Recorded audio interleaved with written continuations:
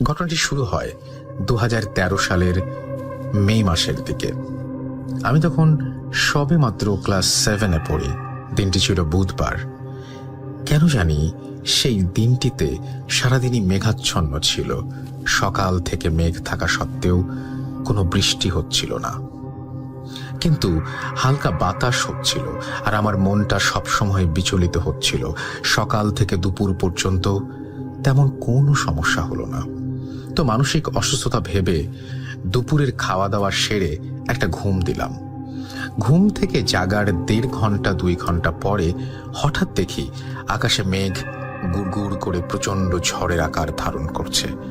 বলে রাখা ভালো, সময়টা ছিল আমের সিজন, তাই গ্রামের মানুষেরা ঝড়ের মধ্যে আম কুড়াতে বেশ পটু। মূল ঘটনা এখান থেকেই শুরু।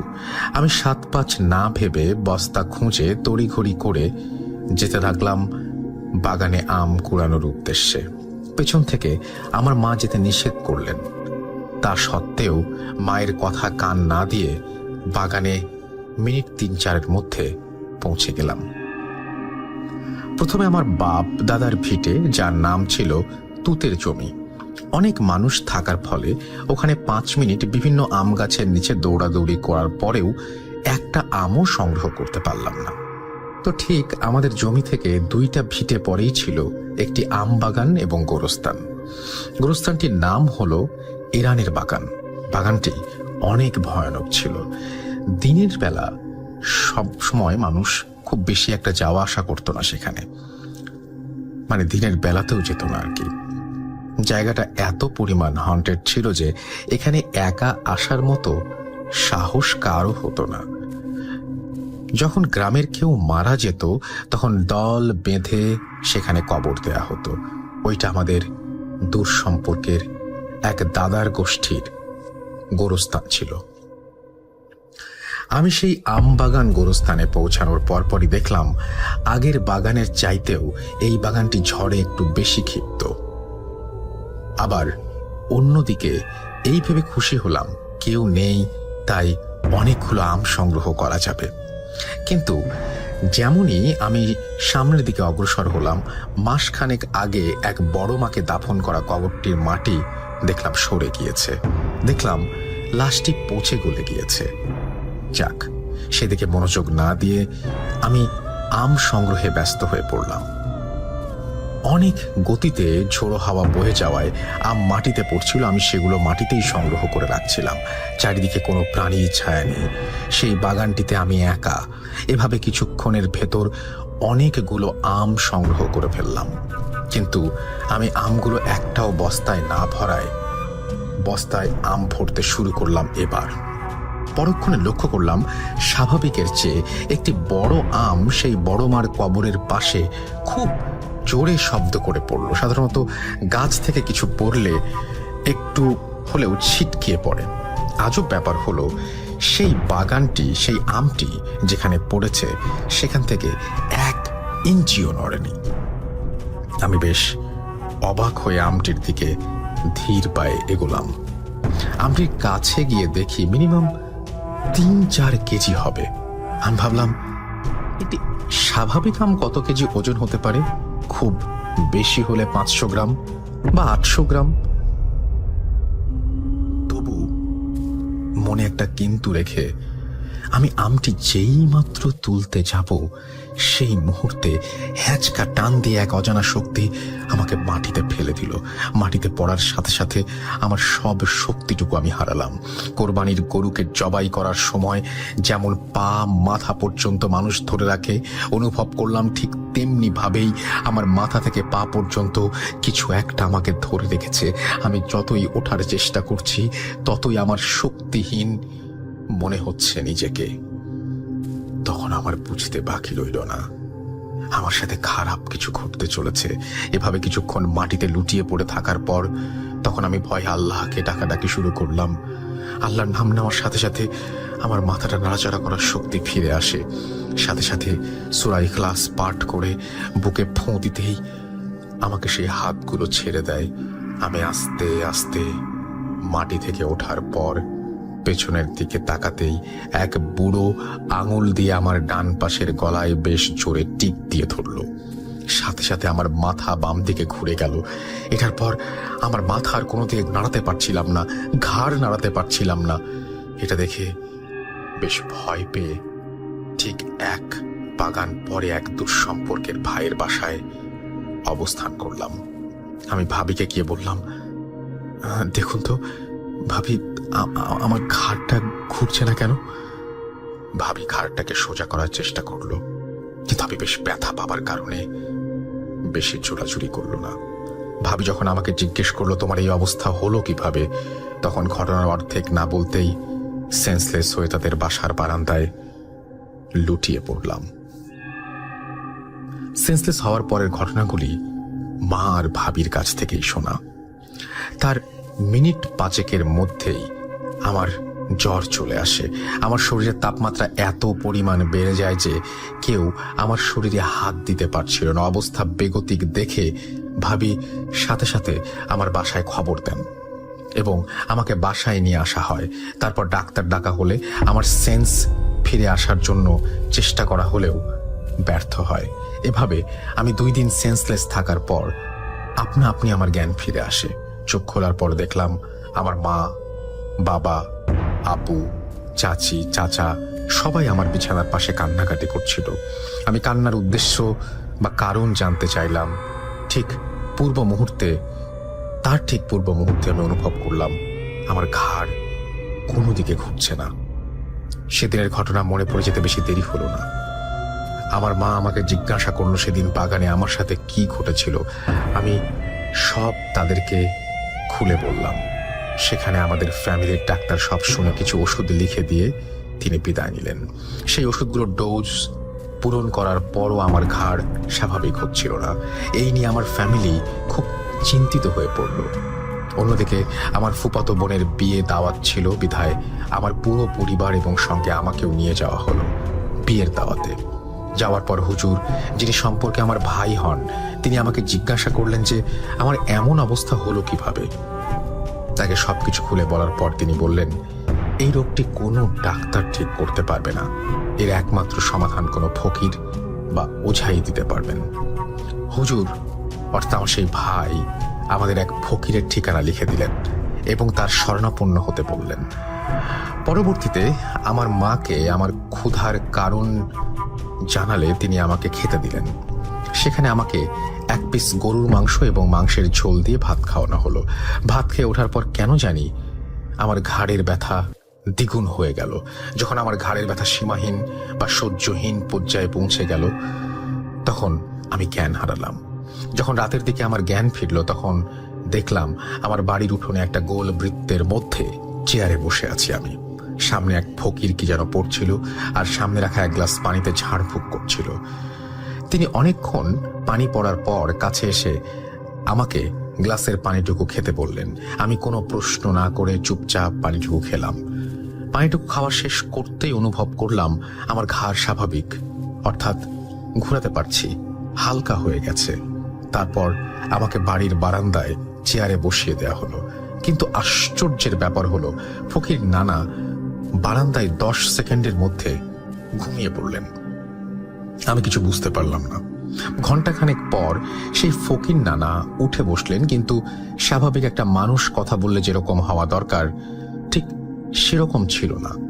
ততক্ষণে বুঝলাম জিনটি ফকির নানার শরীরে ভর করেছে। বেশ কর্কশ কণ্ঠ নিয়ে বললেন, ছেলের বাবা মাকে কাছে আনুন। আসার পরপরই বলল, আপনার ছেলেকে অনেক পছন্দ হয়েছে, আমরা ওকে ওই পুরীতে নিয়ে যেতে চাই, আপনারা কি দেবেন? বিনিময়ে আপনাদের অনেক টাকা পয়সা, সোনা মণি মুক্ত দিব। কিন্তু আমার বাবা মা আমাকে দিতে অস্বীকৃতি জানালেন। তবু এভাবে 3 বার প্রশ্ন করা হলো, বলল যে না।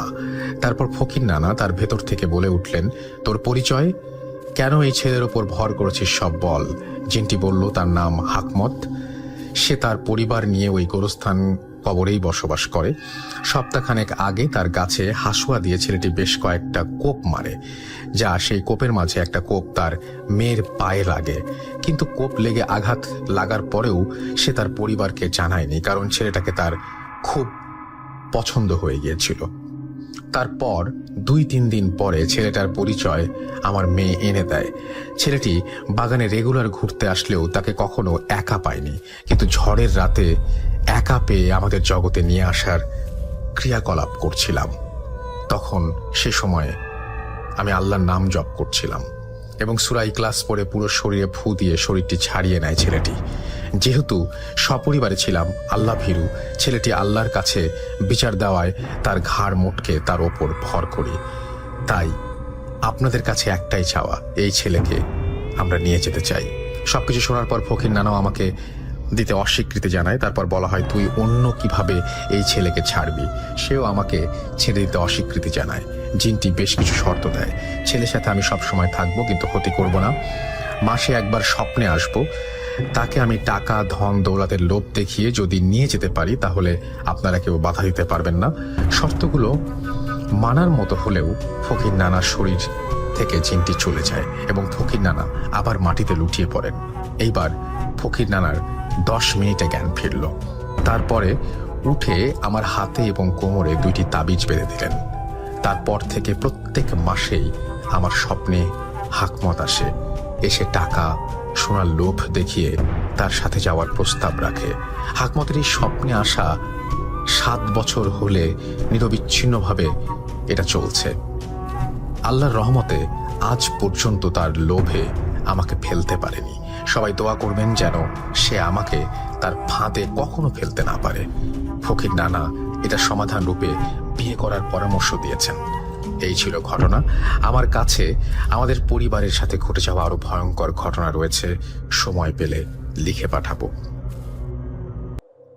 পড়ে শোনালাম ঘটনাটি এবং আমি বিশ্বাস করি আপনারাও জানেন যে এটা ঝড়ের সময় হয়তো এখন আম কুড়াতে আমরা যাবো কিনা যাই না, তবে বাসায় যদি তাদের গাছ আছে তারা তো নিশ্চয়ই আম কুড়াতে যাবেন।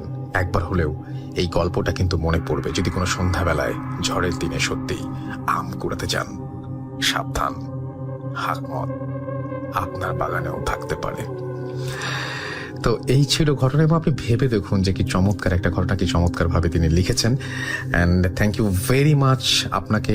আপনি পুঠিয়া রাজশাহী জেলা অর্থাৎ আমের শহরের মানুষ আপনি, এবং আম নিয়ে এই ঘটনাটা লিখেছেন এবং আপনার ঠিকানাও যে জায়গাটা সেটা হচ্ছে আমগাছি রোড, তারাস, বানেশ্বর, পুঠিয়া, রাজশাহী। চমৎকার, অনেক অনেক ধন্যবাদ আপনাকে। আপনার পরবর্তী ঘটনার প্রত্যাশায় রইলাম।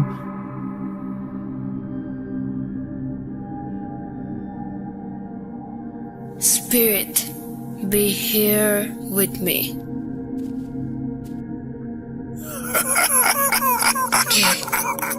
কে তুমি? Voot.com. The fear returns with Russell.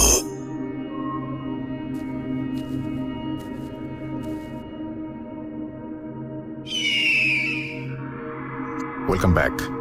আরো একবার আপনাদের সবাইকে স্বাগত জানাচ্ছি। আমি রাসেল, শুনছেন ভূত.com। যদি আমাদের লিখতে চান তাহলে চলে যান russell.booth.com@gmail.com অ্যাড্রেসে এবং সেখানে গিয়ে ঘটনা পাঠিয়ে দিন আমাদেরকে। আর যদি আমাদের ফেসবুক পেজ ভিজিট করতে চান চলে যান www.facebook.com/russell.স্বাধীন। আপনারা ভূত.com শুনছেন স্বাধীন মিউজিক অ্যাপে। এই করোনার সময় আমি যদি বলি যে সবচাইতে বেশি অবদান রাখছেন কারা, কারা জীবন বাজি রেখে কাজ করছেন, আসবে আমাদের অনেকের নাম। তার মধ্যে প্রাণ দিতে হয়েছে এমন কারো নাম যদি বলতে বলি তাহলে আমরা আপনার সবাই বলবো ডক্টর মঈনের নাম। আমি শ্রদ্ধা জানাচ্ছি তাকে ভূত.com-এর পক্ষ থেকে, আপনাদের সবার পক্ষ থেকে। এই ভয়ঙ্কর সময়টিতে জীবনের ঝুঁকি নিয়ে যারা রোগীর পরিচর্যা করছেন, সেবা দিচ্ছেন, পাশে আছেন, তারা আসলেই মহামানব। অন দ্যাট নোট, এখন যে ঘটনাটা আমি আপনাদের জন্য প্লে করব সেটিও একজন ডক্টরের। চলুন শুনে আসি ঘটনাটি। আমার মনে হয় আপনাদের ভালো লাগবে। সালাম রাসেল ভাই, আমি সঙ্গত কারণেই আজকে আমার নামটা গোপন রাখছি, কিন্তু পরবর্তীতে আমি আমার নামটা আপনাকে শেয়ার করব। তো এই অডিও ক্লিপে আমি শেয়ার করলাম না। আশা করি আপনি ভালো আছেন, আপনি সবসময় ভালো থাকার দলে। আজকে আপনার স্টুডিওতে এসে এই অভিজ্ঞতাটা শেয়ার করতে পারলাম না, তাই অডিও ক্লিপটা পাঠাচ্ছি। আমি একজন সরকারি চিকিৎসক হিসেবে আছি এবং যে ঘটনাটা আমি শেয়ার করতে যাচ্ছি এটা খুব একটা ভয়ের না, যেটা আমার জীবনে হয়েছে এবং এটা আমার সরকারি চাকরি সূত্রে যেখানে পোস্টিং ছিল সেখানকার ঘটনা। জায়গাটি ঢাকা থেকে খুব কাছে এবং এমন একটি জায়গা যেখানে দিনে গিয়ে দিনে আসা যায়। তারপরও আমি সেখানে একটি রেস্ট হাউসে থাকতাম। অনেকেই আমার সাথে ওই রেস্ট হাউসে ছিলেন, সবাই মোটামুটি বিসিএস ক্যাডারই ছিলেন যারা ছিলেন। রেস্ট হাউসটা আসলে একটা অফিসের একতলা দোতলা নিয়ে অফিস। সে একতলায় অফিস ছিল আর দোতলায় হচ্ছে থাকার ব্যবস্থা ছিল, তিনতলাও আন্ডার কনস্ট্রাকশন ছিল। এখন একতলাতে প্রায় 10টার মতো রুম ছিল, তারই একটা রুমে আমি থাকতাম এবং আমার পাশে একজন জাজ সাহেব ছিলেন এবং এরকম আরো বিভিন্ন জন থাকতেন যারা কোয়ার্টার পাননি এরকম, কিন্তু মহিলা কেউ ছিলেন না, আমি থাকতাম। তো যে রাতের এটা ঘটনা, সে রাতে আসলে আমি যথারীতি 10টার সময় ঘুমিয়ে পড়তাম এবং যেহেতু অনেক বড় একটা প্রায় 1 বিঘা জমির ওপর এই স্ট্রাকচারটা ছিল, তো আর যেহেতু আমার একা থাকা পড়তো তখন আমি লাইটটা জ্বালিয়ে ঘুমাতাম, আমি লাইট বন্ধ করে ঘুমাতাম না। একটা লাইট থাকতো, হয় বাথরুমের লাইটটা জ্বালানো থাকতো বা রুমের লাইটটা জ্বালানো থাকতো। আর আমার এই যে কোয়ার্টারটা ছিল তার পিছনেই আর কি একটা লেক ছিল, ওখানে প্রায় রাত 10টা-11টার সময় খুব শিয়াল ডাকতো বা দেখা যেত ছেলেপেলেরা আড্ডা দিতে এসছে, বিশাল লেক ছিল। তো এই জন্যই আমি কিছুটা নিজের নিরাপত্তার জন্য আমি লাইটটা জ্বালিয়ে রাখতাম আর জানলা সব ভালো করে বন্ধ করে, দরজা বন্ধ করে এরকম করে মশারি টাঙিয়ে শুতাম। তো রাতের বেলা আমি 10টার সময় ঘুমিয়ে পড়েছিলাম, এটা আমার খেয়াল আছে। তো হঠাৎ করে রাত আনুমানিক কটা হবে আমার খেয়াল নেই, আমার হঠাৎ করে ঘুম ভেঙে যায় এবং ঘুম ভেঙে যাওয়াতে আমি বুঝলাম যে পুরোপুরি একটা অন্ধকারের মধ্যে আছি, একদমই অন্ধকার, কিছুই দেখা যাচ্ছে না। তখন আমার মনে হলো যে হয়তো বা এখানে খুব কারেন্ট যায়, হয়তো বা কারেন্ট গেছে, কিন্তু এখানে যে আমি এতদিন ধরে আছি আমি কখনো রাতে কারেন্ট যেতে দেখিনি, কিন্তু কারেন্ট ছিল না। কিন্তু আমি কিছুক্ষণ পর আমি বুঝলাম যে হয়তো বা 10-15 সেকেন্ড পরে আমার মনে হলো যে না, শুধু কারেন্টের জন্য আমার ঘুমটা ভাঙেনি বা গরম লাগছে সেজন্য ঘুমটা ভাঙেনি, আমার ঘুমটা আসলে একটা শব্দে ভেঙেছে এবং শব্দটা ছিল অনেকটা ঝনঝন করে স্টিলের বা তামার বা কাঁসার বাসন কোসন পড়লে যেরকম একটা ঝনঝন শব্দ হয় সেরকম, কিন্তু ওটা এতটাও ঝনঝন না যে কিছু পড়েছে, সেটা শব্দটা ছিল যে মাটিতে এরকম গড়িয়ে কিছু যাচ্ছে, কাঁসার বা স্টিলের কোনো জিনিস মাটিতে গড়িয়ে যাচ্ছে এবং এটা যেহেতু কার্পেটের উপর দিয়ে যাচ্ছে, সো শব্দটা একদম যে খুব ওরকম তার কিন্তু এটা যেহেতু অনেকক্ষণ ধরে যাচ্ছে, আমার মনে হচ্ছে সেজন্য আমার ঘুমটা ভেঙেছে। এবং আমি তখন শব্দটা কোথা থেকে হচ্ছে এটা দেখার জন্য আমি কোথাও একটু বাঁ দিকে টার্ন নিলাম, তাকালাম। আমি খেয়াল করলাম যে একটা বল, একটা মানে বাচ্চারা যেরকম বল দিয়ে খেলে এরকমই একটা বল, এবং সেটা পুরোপুরি আগুনের একটা গোলার মতো, কিন্তু সে আগুনটা একদম যে দাউ করে জ্বলা আগুন, যেমন আমরা আগুন ধরালে যেরকম থাকে সেটা না, খুব মাইল্ড যেমন আমরা ল্যাম্পের আলো জ্বলে ঠিক এরকম টাইপেরই, কিন্তু পুরো কালারটা হচ্ছে কমলা বা লালের কাছাকাছি আভাটা।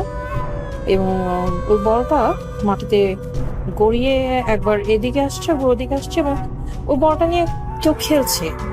আমি এরপরে দেখলাম যে যে খেলছে, যে তার মুখটা আমি দেখতে পেলাম অনেকটা শ্রীকৃষ্ণের ছবি যেমন আমরা দেখি, তার গায়ের রং পুরোই নীল বা চোখটা খুব সুন্দর টানা, ঠোঁটটা একেবারে কমলা বা লাল, চুলগুলো বড় বড়, ঠিক ওরকম টাইপের একটা খালি গা, ওরকমই এরকম ধুতির মতো পরা বা ওরকম কিছু, আমি তো কতটা সময় খেয়াল করিনি কাপড়টা, কিন্তু গায়ের মতো যে এরকম নীলচে ছিল বা খুব সুন্দর, চোখগুলো যে খুব সুন্দর কাজল দেওয়া আঁকা ছিল এরকমটা আমার মনে হলো এবং মনে হলো যে এটা 2-3 বছরের বাচ্চা এরকম টাইপেরই হবে। সে বলটা ধরেছে, আবার বলটা ছুঁড়ে মানে মাটিতে গড়িয়ে আরেকজনকে দিচ্ছে, এবং যাকে দিচ্ছে তাকে আমি আসলে দেখতে পাচ্ছি না। সে একজন আছে কেউ এটা বুঝতে পারছি, দেখতে পাচ্ছি না কারণ হচ্ছে কিছু একটা আমার সামনে দাঁড়িয়ে আছে, পুরোপুরি একদম কালো একটা স্ট্রাকচার আমার সামনে, খুব লম্বা, মনে হচ্ছে ছাদ পর্যন্ত গেছে, এরকমই মনে হলো। কিছু একটা দাঁড়িয়ে আছে যার জন্য আমি আরেকজন যে আছে তাকে আমি দেখতে পাচ্ছি না। তো এরকম অবস্থা আমি একটু অ্যাস্টনিশড হলাম, যেটা এটা কি দেখছি। তো এটার জন্য আমি কোথাও আরেকটু উঠতে গিয়েছিলাম, যে একটু ভালো করে হাতের উপর ভর দিয়ে একটু উঠে দেখি কি কি দেখছি আমি। এবং একটা জিনিস খেয়াল করলাম, আমার মশারিটাও মনে হলো নেই, কারণ আমি সরাসরি দেখতে পাচ্ছি, মশারির ভেতর দিয়ে যে দেখছি তা না। পরে দেখলাম যে যে আমি নড়ে উঠেছি, যে যে বাচ্চাটাকে আমি দেখতে পাচ্ছিলাম, খুব সুন্দর চেহারা, ওদের খুব সুন্দর মিষ্টি চেহারা, খুব বলবো যে গ্লোয়িং, হ্যাঁ এরকম। সে বাচ্চাটা আমি দেখলাম যে আমাকে বোধহয় একটু দেখলো, দেখে বলটা ধরলো, খপ করে ধরে যার সাথে সে খেলছে তার দিকে ইশারা করে মুখে একটা আঙ্গুল দিল, যেরকম আমরা চুপ থাকতে বলি, মানে সে ইশারা করে বোঝাচ্ছে যে আমি উঠে গেছি, আমি উঠে গেছি। এটা সে আরেকজনকে বোঝাচ্ছে যে শব্দ হচ্ছে আমি উঠে গেছি। এবং যে ও ইশারাটা করলো, আমার কাছে মনে হলো যে আমার সামনের যে কালো অবয়বটা ছিল বা যে দেয়ালটা ছিল, ওটা কি ছিল, সেটা নড়ে উঠলো। নড়ে উঠে মনে হলো যে সেটা পুরোটাই আমাকে কভার করে ফেলেছে, আমার উপর ঝুঁকে এসছে এরকম মনে হলো। এবং যেটা আমি ফিল করলাম যে আমার দুটো চোখের পাতা, মনে হলো দুটো আঙ্গুল, খুব গরম দুটো আঙ্গুল, আঙ্গুল দুটো খুব মানে চেপে ধরেছে আমার চোখের পাতাটা। চেপে ধরার সাথে সাথে আমার মানে আমার কোনো আর হুঁশ নেই, আমি একদম মানে আমাকে বালিশে চেপে ধরেছে এরকম মনে হলো। এবং একদম ঘুম, আমি একেবারেই ঘুম, আমার এরকম ঘুম আমার আসে না। সে কি আমি ঘুমিয়ে পড়েছিলাম না আমি অজ্ঞান হয়ে গেছিলাম আমি জানি না। পরের দিন আমার মনে আছে আমার 11টা-12টার সময় ঘুম ভেঙেছে, এবং তখন আমি নাস্তা করতে গিয়ে রেস্ট হাউসের দারোয়ানকে খোঁজ করি বা করি, তাকে জিজ্ঞেস করি যে কালকে সে কোথায় ছিল কিনা। তো সে বললো যে আসলে কালকে সে আসেনি, এবং সে আসলে জানতো না যে আমি আছি, মনে করেছে আমি তো ঢাকায় ব্যাক করেছি, তো আসেনি। এবং কালকে আসলে রেস্ট হাউসে কেউই ছিলেন না, ওটা বোধ হয় কুসুমত একটা সরকারি ছুটির আগে পড়ে গেছিল, বা আমি যেতে পারিনি আসলে, আমরা হয়তো বা ছুটি পাইনি, বা অন্য কেউ সবাই ছুটি পেয়েছে বা ছুটি নিয়েছে। যাই হোক, পুরো রেস্ট হাউসে যেটা দাঁড়ালো যে আমি পুরোপুরি একাই ছিলাম। এই পুরো 1 বিঘা একটা বিল্ডিং এর উপরে দেখা গেছে আমি একা ছিলাম। এবং পরবর্তীতে আসলে আমি আর ও পরে রেস্ট হাউসে বা ওই রুমে আসলে থাকার আমি সাহস করিনি, নাইট স্টে আমি করিনি। যেটা এই অতিপ্রাকৃত ঘটনার জন্য যে তা না, অনেকটা নিজের নিরাপত্তার জন্য মনে হলো যে আসলে এত একেবারে একা থাকবো এরকম রিস্ক নেওয়া নামাই ভালো এটা। তারপরে আমি আসলে বদলি হয়ে আসি। ঘটনাটা আসলে খুব ভয়ের যে তা না, কিন্তু অনেকদিন ধরেই আসলে ভূত এফএম শুনছি, আপনার ভূত এফএম শুনেছি, আবার আপনি শুরু করেছেন আপনার যে নতুন যাত্রা, এটা আরো ভালো হয়েছে, আরো ভালো হোক, আরো দীর্ঘ হোক। ভূত এফএম 10 বছর চলেছে, এটা আরো 20 বছর চলতেই থাকুক, সেই শুভ কামনা রইল। ঘটনাটা আসলে এত ভয়ের না, কিন্তু আমার সাথে হয়েছে, এবং আমি আসলে ওদিন আরো বেশি যদি জেগে থাকতাম কিছু হতো আমি জানি না। ভালো লাগলে শেয়ার করবেন। আসল ভাই ভালো থাকবেন, ধন্যবাদ।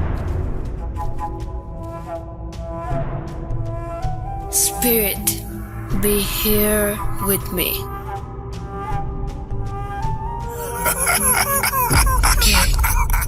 ¿Qué তুমি? .com. The fear returns with Russell.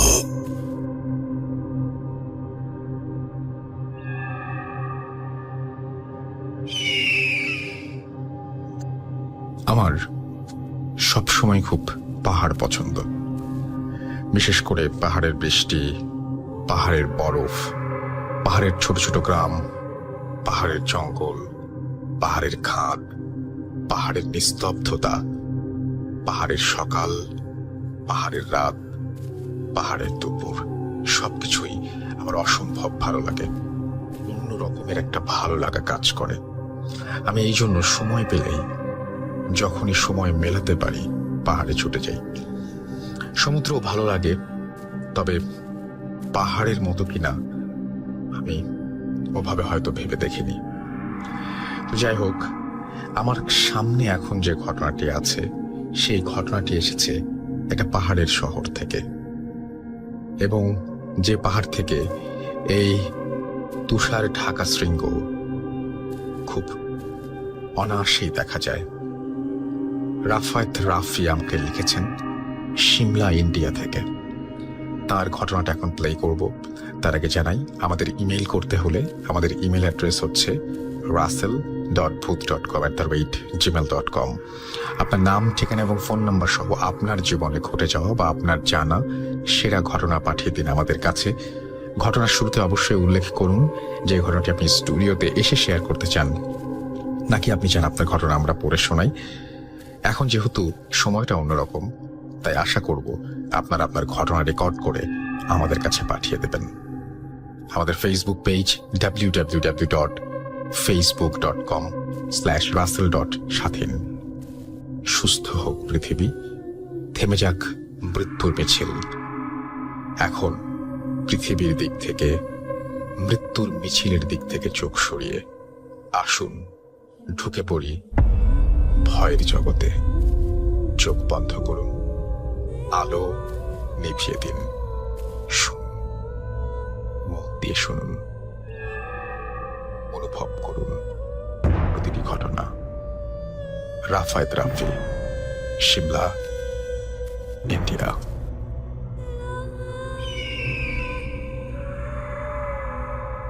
আসসালামু আলাইকুম ভাইয়া, আমি রাফায়েত বলছিলাম ভারতের সিমলা থেকে, হিমাচল প্রদেশ সিমলা। আমি আসলে বাংলাদেশি, রংপুরে আমার বাসা, তো পড়াশোনার জন্য সিমলায় থাকা হয় আর কি। তো ঘটনাটা আসলে ভয়ের নাকি মানে একটু অদ্ভুতুরে টাইপ, আসলে ভয়ের কিনা বলতে পারছি না, যদি ভালো লাগে শেয়ার করবেন। তো আমি এখানে, সিমলা হচ্ছে সবাই জানে পাহাড়ি এলাকা, পুরোপুরি জঙ্গল টাইপের এলাকা আর কি। আর এখানে বাড়িঘরগুলো খুব দূরে দূরে অবস্থিত, খুব দূরে, একটা থেকে আরেকটা বাসা মোটামুটি কিছুটা দূরে আর কি। মিনিমাম আধা কিলোমিটার, 1 কিলোমিটার পর পর একটা থেকে আরেকটা বাড়ি, মোটামুটি গ্রাম এরিয়া। আর আমাদের ভার্সিটিটা যেখানে, এটা মোটামুটি গ্রামেই করা, অনেক মানে গ্রামের দিকে। তো আমি ভার্সিটি কাছাকাছি হওয়ার কারণে ভার্সিটির আশেপাশেই বাসা নেওয়ার সুবিধাজনক মনে করি। তো এর কারণে ভার্সিটির নিচে আমি বাসা নিই, পাহাড়ি এলাকা। ভার্সিটিটা পাহাড়ের একটু মাঝামাঝি দিকে, আর আমি ভার্সিটিটা, আমার বাসা একটু নিচের দিকে, পাহাড়ের নিচের দিকে। তো এখানে বলে রাখা ভালো, আমার বাসা থেকে ভার্সিটি যাওয়ার জন্য উপায় একটাই, রাস্তা হেঁটে যাওয়া ছাড়া আর কোনো উপায় নেই। আর বাইকে যাওয়া যায়, বাইক চালার মতো রাস্তা আছে, ছোট পাহাড়ের খাদ দিয়ে বেয়ে, কিন্তু গাড়ি ঘোড়া চলে না, গাড়ি টাড়ি চলে না আর কি। তো আমার বাসা থেকে ভার্সিটি যাওয়ার মাঝে একটা ঝর্ণা পড়ে। এই ঝর্ণাটা হচ্ছে মানে এলাকাবাসীর মুখেই শোনা যে হন্টেড নাকি, এই ঝর্ণাটা নাকি রাতের বেলা কেউ যাওয়া আসা করে না, রাতের বেলা ভয় টয় পায়। আমি ইতিপূর্বে অনেকবার গেছি, অনেকবার আসছি, মানে রাত 1-2টার সময় একাই গেছি। আমি বরাবরই ভাই সাহসী, আমি এগুলা ভূত বিশ্বাস করি না বললে ভুল হবে, বিশ্বাস করি, কিন্তু আমি আসলে মানে ফেস করি নাই কখনো, যার কারণে আমার সেরকম ভয়টা লাগে না। আমি ফেস করতে চাই, খুবই ইন্টারেস্ট আমি এই বিষয়ে যে আমি ভূত ফেস করবো। এই কারণে রাতের বেলা যখন আমি আসি ভার্সিটি থেকে, যখন আসতাম, আমি ইচ্ছা করে লাইট মারি এদিক ওদিক দেখতাম, গাছের দিকে তাকাইতাম যে দেখি কিছু দেখতে পারি কিনা। তো যাই হোক, কি নেই কখনো। তো আমি হঠাৎ বাসার মধ্যে একটা জিনিস খেয়াল করলাম, আমি যখন বাসায় থাকতাম প্রত্যেক বৃহস্পতিবার রাতে, মানে রাতে না, সন্ধ্যার দিকে, সন্ধ্যা 7টা থেকে 7:30টার সময় একটা মানে স্মেল পাইতাম আমি, যে একটা হচ্ছে স্মেল আসতেছে, বাইরে থেকে একটা স্মেল আসলো। স্মেলটা ধীরে ধীরে ধীরে ধীরে আসতেছে, আমি ফিল করতেছি, ধীরে ধীরে দূর থেকে কাছে আসতেছে, কাছে থেকে একদম আরো কাছে আসতেছে, আমার ফেসের সামনে চলে আসতেছে, আস্তে আস্তে কিছুক্ষণ আমার ঘরে থাকতেছে। আমার রুমের মধ্যে 2টো বেড, তো পাশের বেডে বসলে একটা মানুষ যখন বসে, কোনো একটা স্মেলওয়ালা মানুষ বা কেউ যদি আসে বসে, দূরত্বটা কিন্তু নাক দিয়ে বোঝা যায়, মানে কতটুকু দূরত্ব যখন স্মেলটা আসতেছে।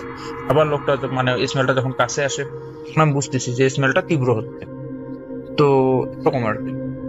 তো প্রথম একদিন মানে স্মেলটা আসলে কিরকম, অনেকটা মুজার স্মেল যেরকম হয়, সক্সের স্মেল সেরকম, কিন্তু পুরো মানে অনেক আঝালো টাইপের একটা পুরো স্মেল, এত দুর্গন্ধ, মানে এটা আসলে সহনীয় না, মানে কিরকম যেন একটা বিরক্তিকর টাইপের, কিরকম এখন আসলে বলে বোঝানো তো সম্ভব না।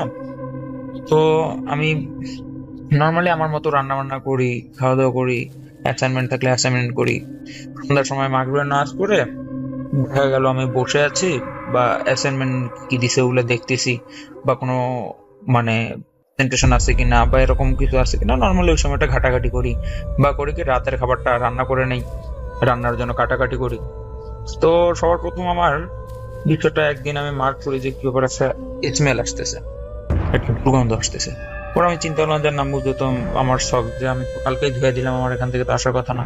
আমি খুঁজলাম কিছুক্ষণ আমার রুমের কিসের থেকে আসতে পারে, তো দেখলাম যে না, কিছু থেকে স্মেলটা না। পরে আমি জিনিসটাকে ওভারলুক করে আমি আমার মতো কাজে লেগে পড়ি, কিন্তু মানে একটা বিরক্তিকর একটা স্মেল, মানে দেখা যাচ্ছিল না রুমের মধ্যে এরকম। তো আমি কিছুক্ষণ পরে বাইরে চলে আসলাম। বাইরে এসে 5-7 মিনিট হাঁটাহাঁটি করলাম। আমার বাসার সামনে একটা উঠানের মতো, মানে পাহাড়েরই একটা প্লেন, হালকা একটু প্লেন জায়গার মতো আছে। তো আমি দেখলাম যে আসলে মানে সহ্য করার মতো না, তো বাইরে গিয়ে কিছুক্ষণ বাতাস খাই। বাইরে আসলাম, রুমে গেলাম, দেখলাম যে না, রুমের মধ্যে পুরো ওকে, যেরকম রুম ছিল ওরকম আছে, কোনো স্মেল নেই, কিচ্ছু নেই। তো আবার নেক্সট বৃহস্পতিবারের দিন, মানে এটা যে বৃহস্পতিবার হচ্ছে এটা আমি মার্ক করতেছি না, তো নেক্সট বৃহস্পতিবারের দিন আবার এরকম আবার স্মেলটা সন্ধ্যা 7:30-7:30 দিকে মাগরিবের আজানের পর পরে এরকম স্মেলটা আসতেছে। তো এখন আমি চিন্তা করলাম কি ব্যাপারে, এই স্মেলটা আবার কই থেকে আসলো। আবার আমি ওভারলুক করে আমার মতো আমার কাজ চালাই গেলাম। তো ধীরে ধীরে আমি বুঝতেছি, মানে আমি বিছানার মধ্যে শুয়ে আছি, আমি দেখতেছি স্মেলটা দূর থেকে আসতেছে আসতেছে, হালকা হালকা হালকা, ধীরে ধীরে ধীরে ধীরে পুরো একটা স্মেল আসলো, মানে পুরো একটা মানে দুর্গন্ধ। আমি ওভারলুক করে গেলাম। তারপরে আবার তৃতীয় দিন, আবার থার্ড দিন, আবার বৃহস্পতিবার রাতে এরকম হচ্ছে। তখন আমি জিনিসটা মার্ক করলাম, আচ্ছা এটা তো বৃহস্পতিবারের রাতেই হচ্ছে। এরকম করে করে বৃহস্পতিবার রাতেই আমি একটা সময় এমন হয়ে গেল যে আমি ওয়েট করতাম যে 7টা, বা মানে ধীরে ধীরে তো টাইম আগে আসতো, 6:30 বা এরকম 6:45 দিকে স্মেলটা আসতো। আজান মানে আজান তো এখানে দেয় না, মানে ফোনের মধ্যে আমি একটা ওই যে মানে ইয়া করে রাখছি আজান দেয় ফোনেই, কারণ এখানে তো মসজিদ নাই। যার কারণে ফোনের মধ্যে মুসলিম প্রো নামে একটা অ্যাপস আছে, সেই অ্যাপসের মাধ্যমে আজান নামাজের সময়সূচিগুলো দেখে নিতাম আমরা এখানে। তো আজান দিল, নামাজ কালাম পরে পরে আবার দেখছি সেই বাজে একটা স্মেল আসতেছে। আমি এমন করতে করতে একটা মানে আমি ইয়া করে রাখতাম যে প্রত্যেক বৃহস্পতিবারে আসতেছে, আমি ওয়েট করে থাকতাম যে এই যে আসবে স্মেলটা। তারপর আমি ধীরে ধীরে জিনিসটা এমন ফিল করলাম যে দূরে থেকে আসতেছে আসতেছে আসতেছে আসতেছে, ধীরে ধীরে ধীরে ধীরে পুরো একটা স্মেল হয়ে যায়। আবার কিছুক্ষণ থাকে, আমার আশেপাশে ঘোরাঘুরি করে স্মেলটা। মানে আমি আসলে কিছু দেখতেছি না, কোনো বাতাস বা কিছু এরকম যে দেখবো এরকম কিছু না, কিছু না, আমি কিছু দেখতেছি না। জাস্ট আমি মানে ফিল করতে পারতেছি যে স্মেলটা আমার ডানা যাচ্ছে, বামে যাচ্ছে, আমার সামনে আসতেছে, কিছুক্ষণ ওখানে আসে, তারপরে ধীরে ধীরে ধীরে ধীরে চলে যাচ্ছে স্মেলটা। তো আমি কি করলাম, আমি হচ্ছে পরের বৃহস্পতিবারে আমি আগরবাতি জ্বালাইলাম যে দেখি কি হয়। আগরবাতি জ্বালাইলাম, তো আগরবাতি জ্বালানোর পরে দেখলাম যে না, স্মেলটা আর আসলো না, পরের বৃহস্পতিবার আসলো না। পরের বৃহস্পতিবার ইচ্ছা করে আমি আগরবাতি জ্বালালাম না, যে না দেখি। আজব একটা ব্যাপার, পরের বৃহস্পতিবার আবার আমি স্মেলটা পাচ্ছি। সাথে সাথে আমি আগরবাতি জ্বালাইলাম, ধূপকাঠি বা আগরবাতি যেটাই বলেন, তো স্মেলটা চলে গেল। তারপরে বৃহস্পতিবার আমি করছি কি, আয়াতুল কুরসি পড়লাম যে দেখি এটা যদি খারাপ কিছু হয়, আয়াতুল কুরসি যদি আমি পড়ি তাহলে এটা আসবে না। পরের বৃহস্পতিবার আমি মার্ক করলাম যে না, জিনিসটা আসলো না। তো আমি জিনিসটা যেটা ফিল করতে পারছি, যেটা আসতেছে আসতেছে আসতেছে, চলে যাচ্ছে চলে যাচ্ছে। বললাম কি, রুমের মধ্যে পর্দা লাগাইলাম একটা, আমি দেখি যে এটা কি আসলে বাতাস আসতেছে নাকি কি আসতেছে। তো পর্দা লাগানোর পর আমি দেখলাম না, কোনো বাতাস না, কোনো কিছু না, স্মেলটা আসতেছে আসতেছে আসতেছে, আমার কাছ থেকে দুর্গন্ধটা চলে যাচ্ছে। আমি চিন্তা করলাম যে না, দেখি আমি ফলো করি, স্মেলটাকে ফলো করি, সেটা কোথায় পর্যন্ত যায়। তো আমি সন্ধ্যার সময়, পুরো অন্ধকার, সিমলা তো পুরো পাহাড়ি এলাকা, এখানে কোনো রোড লাইটও নাই, মানে গ্রাম সাইডে আমার ভার্সিটিটা, তো রোড লাইটও নাই কোনো। তারপরে হচ্ছে আপনার পুরো অন্ধকার, রাস্তাগুলো মানে পাহাড় কাটে কাটে রাস্তা বানানো, পুরো অন্ধকার। তো আমি ভাবলাম যে দেখি, তারপরে স্মেলটা কোন পাটে গেল আমি আসলে বুঝলাম না। তো তারপরে আমি ফলো করতে গিয়ে মানে আমি মিস গাইড হয়ে গেলাম, আমি ফলো করতে পারলাম না। তারপরে বৃহস্পতিবার আমি আবার স্মেলটা যখন পাইলাম, আমি স্মেলটার পিছনে পিছনে যাওয়া শুরু করলাম। যখন একটু জোরে হাঁটলাম, দেখলাম স্মেলটা পুরো হইতেছে, স্মেলটা আমার একদম খুবই কাছে আছে। আমি যখন স্লো হয়ে যাচ্ছি, দেখছি ধীরে ধীরে স্মেলটা কমে যাচ্ছে, স্মেলটা ধীরে ধীরে কম হয়ে যাইতেছে, মানে কমে যাচ্ছে, আমি গন্ধটা আর পাচ্ছি না। আবার একটু দৌড় মারি যখন মানে ওই রোড দিয়া, হ্যাঁ তীব্র হচ্ছে। তখন আমি ওই তীব্র স্মেল নেওয়া অবস্থা আমি হাঁটা শুরু করলাম। তো এক সময় দেখলাম স্মেলটা ধীরে ধীরে, আমি তো সোজা হাঁটতেছিলাম, স্মেলটা ডানে গেছে, আমি আসলে বুঝতে পারিনি। সোজা যাইতে যেতে দেখলাম স্মেলটা আর পাচ্ছি না। তারপর যখন ডানে মুখ করে কিছুক্ষণ ভাবলাম যে ডানে গিয়ে দেখি, তো দেখলাম হ্যাঁ ধীরে ধীরে একটু তীব্র হচ্ছে, আবার একটু তীব্র হচ্ছে। আমি আরো একটু করে হাঁটলাম, দেখলাম হ্যাঁ আরো তীব্র হচ্ছে স্মেলটা। তো আমার আর এই স্মেলটাকে ফলো করতে করতে আমার আর এই হুঁশ নেই যে আমি ধীরে ধীরে ঝর্ণার দিকে চলে যাচ্ছি। ঝর্ণাটা আসলে হান্ড্রেড, আমি আসলে কখনো কিছু দেখি নাই। তো ঝর্ণাটার দিকে যাচ্ছি, তো ঝর্ণার দিকে যাইতেছি স্মেলটাও যাচ্ছে। তারপরে হঠাৎ করে যখন ঝর্ণার মানে মোটামুটি আমার এমন থেকে দেখা যাচ্ছে 30-40 মিটার দূর হবে, তখন আমি ফিল করলাম না, মানে আমার তখন একটা হুঁশ ফিরে আসলো যে না আমি যাবো না, ঝর্ণার দিকে যাবো না। এটা হয়তো বা খারাপ কিছু হবে, আমাকে খারাপ কিছু অ্যাট্রাক্ট করতেছে বা আমাকে আকর্ষণ করতেছে, যাতে আমি যাই, আমার কোনো বিপদ হইতে পারে। তারপর আবার ভাবলাম যে আরে কিসের বিপদ, যাই গিয়েই দেখি মানে কি হয়, যা হবে হবে দেখা যাবে। আর আমার খুবই ইন্টারেস্ট ছিল ভূত দেখার বা এরকম ভূতটুতে মানে পিছু করার বা ভয় পাবো একটা, কিছু একটা দেখবো আমি এক্সপেক্ট করে গেছিলাম। তো এরকম কিছু হলো না। আমি দেখলাম কি একটা ওখানে ঝর্ণার ওখানে একটা বড় পাথর আছে, পাথরের ওখানে একটা মহিলা বসে আছে। মহিলাটা মানে হঠাৎ করে আমার নজর গেল, স্মেলটা মানে স্মেলটার উপর থেকে আমার মানে ইয়াটা চলে গেল আর কি। আমি যে কনসেন্ট্রেট করছিলাম স্মেলে, সেই স্মেলটার উপর কনসেন্ট্রেট নাই আমার, ওইখানে এসে আমার ঘোরটা কাটে গেল যে আমি স্মেলটা পিছনে পিছনে এত দূর চলে আসছি। তো তারপরে আমি পাথরের উপর দেখলাম যে একটা মহিলা বসে আছে, মানে উল্টা মুখ হয়ে। এখন আমার যে মানে এই সময় বাজে প্রায় 7:30 বা এরকম, সন্ধ্যা ঠিক আছে কিন্তু মানে খুব অন্ধকার, আর আশেপাশে কোনো বাড়িঘর নাই, যার কারণে মানে আপনি সন্ধ্যা 7:30 সময় অন্ধকার হওয়ার পরেও যদি ওই জায়গাটায় যান, আপনি আসলে বুঝবেন না যে এই জায়গাটা আসলে মানে কেবল সন্ধ্যা হলো বা কেবল রাত হলো, 8টা বাজে, এতটা পরিমাণ ঘুটঘুটে অন্ধকার। তো মহিলাটাকে এই অন্ধকারের মধ্যে আমি স্পষ্ট দেখতেছি পিছন পাশ হয়ে বসে আছে, সাদা ধবধবা একটা মানে মেক্সি টাইপের বা টাইপের, তো না মানে মহিলা যেগুলো পরে মেক্সি বলে বা এক এক এলাকায় এক এক কিছু বলে, তো ওটা পরা, আর চুলগুলো প্রায় কোমর পর্যন্ত লম্বা।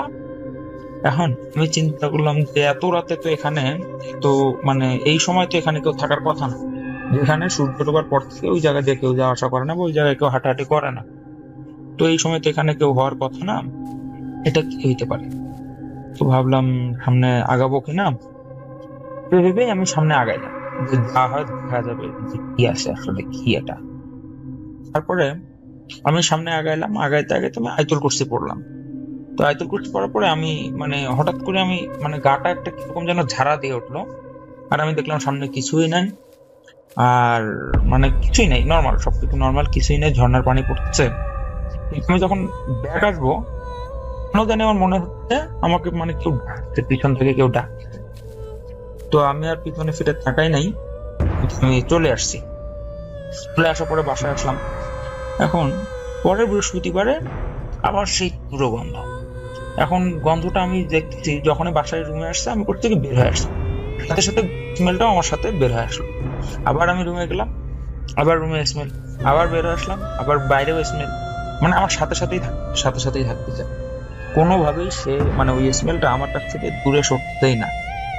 এরকম করে করে রাত 10টা-11টা বাজে গেল, আমি কোনো কাজ করতে পারছি না, কনসেন্ট্রেট করতে পারছি না আমার ওই স্টাডিতে। পরের দিন আমার এক্সাম ছিল, আমি আসলে কি করবো বুঝতেছিলাম না। রাত 2-3টা পর্যন্ত এই স্মেল, আমি যেখানেই যাচ্ছি, বাথরুমে যাচ্ছি, বাথরুমে আসতেছে, ওয়াশরুমে মানে যেখানেই যাচ্ছি, রান্না করতেছি, রান্নার সাথে সাথে মানে আমি শান্তি পাচ্ছিলাম না, একটা মনের মধ্যে কিরকম একটা অশান্তি আমার কাজ করতেছিল। তো তারপরে আমি চিন্তা করলাম কি আজকে ফলো করি। এখন আমি ফলো কি করবো, আমাকে সে ফলো করতে, আমি এবার ডানে যাচ্ছি, সে ডানে যাচ্ছে, আমি বামে যাচ্ছে। তারপরে আমি আয়াতুল কুরসি পড়লাম, তো তারপর আমি ওই স্মেলটা পাইলাম না। তারপর আমি রুমে গেলাম, সবকিছু নর্মাল। এরকম করে করে প্রায় মানে অনেকবার ইয়া হয়েছে। তারপর আমি করতাম কি, মানে বৃহস্পতিবার রাতেই আমি নামাজ কালাম করে আয়াতুল কুরসি পড়ে ফটো দিতাম, তারপর হচ্ছে আগরবাতি জ্বালাইতাম। তারপর থেকে আর কোনো মানে এরকম প্রবলেম হয় না।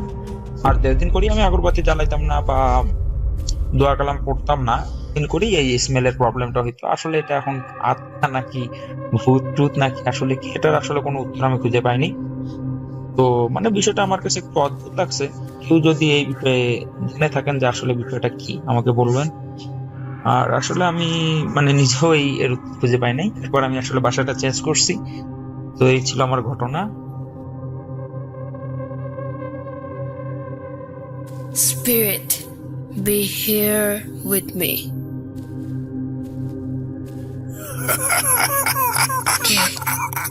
কে তুমি? Bhoot.com. The fear returns with Russell.